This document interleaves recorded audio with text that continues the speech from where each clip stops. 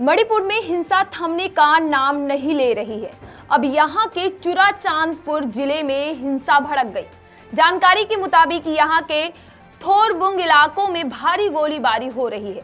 फिलहाल इस फायरिंग में कितने हताहत हुए, इस बात की जानकारी नहीं हो पाई।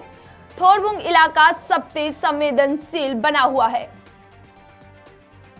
बता दें कि मणिपुर में 3 मई को कुकी समुदाय की ओर से निकाले गए आदिवासी एकता मार्च के दौरान हिंसा भड़की थी।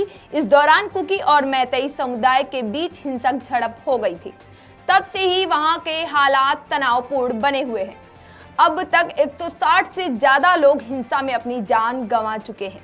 वहीं मणिपुर की आबादी में मैतेई लोगों की संख्या लगभग 53% है और इनमें से ज्यादातर इम्फाल घाटी में रहते हैं, जबकि 40% आदिवासी हैं, जिनमें नागा और कुकी शामिल हैं और ये ज्यादातर पहाड़ी जिलों में रहते हैं।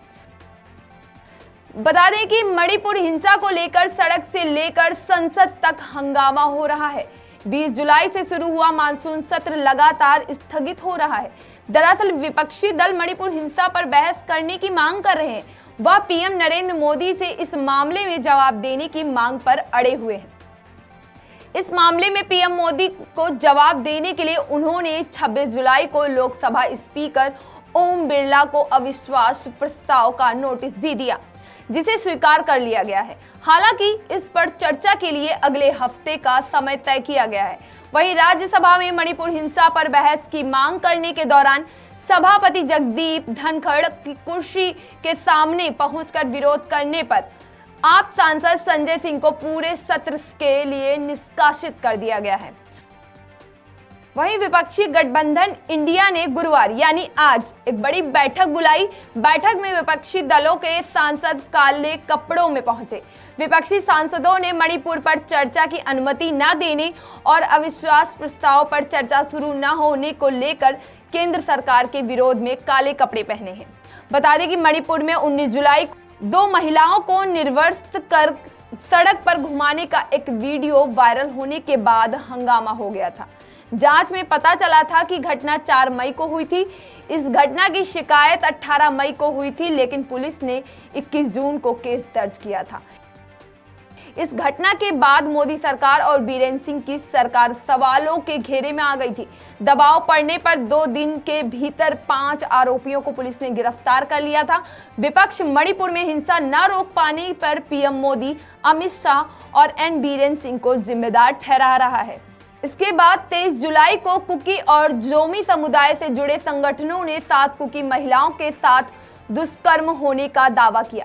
उनका दावा था कि अब तक की हिंसा में 27 महिलाओं को शिकार बनाया गया, 7 के साथ रेप किया गया, 8 की हत्या कर दी गई तो वहीं 2 को जिंदा जलाकर मार डाला गया, 5 की गोली मारकर और 3 को भीड़ ने मार डाला। हालांकि सीएम एन बीरेन सिंह ने इस दावे को खारिज किया है। उन्होंने दावा किया कि अब तक हिंसा से जुड़ी 6068 एफआईआर दर्ज की गई है, जिसमें से सिर्फ एक घटना रेप की है। मणिपुर की 9 कुकी जनजातियों का प्रतिनिधित्व करने वाली जोमी काउंसिल संचालक समिति ने पीएम को लिखे पत्र में देश के इस संवेदनशील और रणनीतिक पूर्वी कोने में शांति और सामान्य स्थिति बहाल करने के लिए आपका तत्काल हस्तक्षेप की जरूरत है।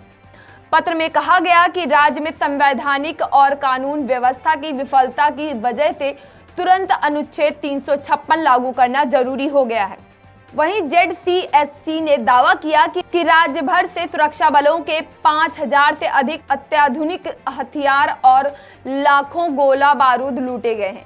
ऐसे में कानून और व्यवस्था पर काबू पाने के लिए फिर से सशस्त्र बल अधिनियम को घाटी के सभी जिलों में लागू किया जाए, ताकि सेना पूर्ण नियंत्रण ले सके।